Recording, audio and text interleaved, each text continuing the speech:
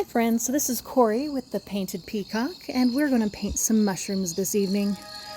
I knew I wanted the back to be a blue and green combination, but it didn't really have to be particular, so I literally just scribbled about and then blended them together. I had seen an image, and I'm quite certain it was an AI-generated image, but the mushrooms were straight up glowing. They were so pretty. I wanted to try and reproduce that. So I know I wanted my goal to be a dark blue top on the mushroom, but orange on the inside. Now, orange and blue are opposites of the color wheel, and so they make each other pop. I figured that was a really good way to get this glowing effect that I was interested in.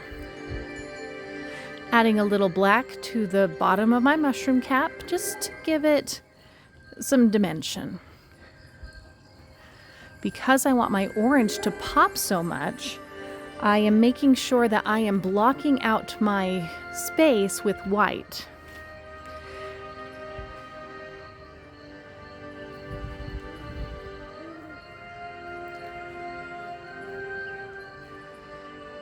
Excellent. Dry things off real quick.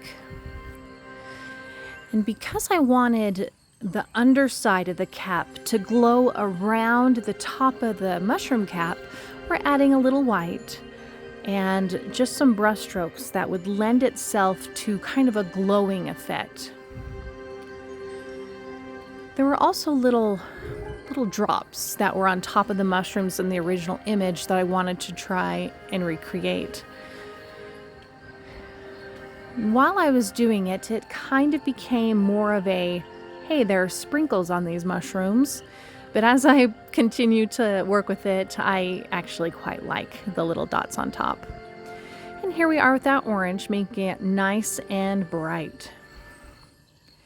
And when you mix complementary colors together, they kind of make what you could call poo brown. But knowing that, I decided to still utilize my orange and my blue and mix it a little bit to get a little bit of a brown color so that I can create some dark shadows. Oh, made a mistake there. Just ignore it. Pay no attention. So going back to my brownish color that I've created, I wanted to create some shadows and line work within the stalks of the mushrooms. For me, working with my middle tone and putting that down first and then adding my shadows and adding my highlights is my favorite method of painting. And here we are adding that poo brown on top of my mushroom stalks and inside the cap. I didn't add too much blue to my orange, and so that way it's not too muddled together. Adding a little more yellow to create that glowing highlight that I wanted. All along the stalk. And we're going to do inside the cap. And we have radiating strokes to give the indication that there is shape within the mushroom cap. I think two of the most important sets of lines are right here, this horizontal business, where there has to be a slight curvature in the line work to indicate the curvature of the inside of the cap.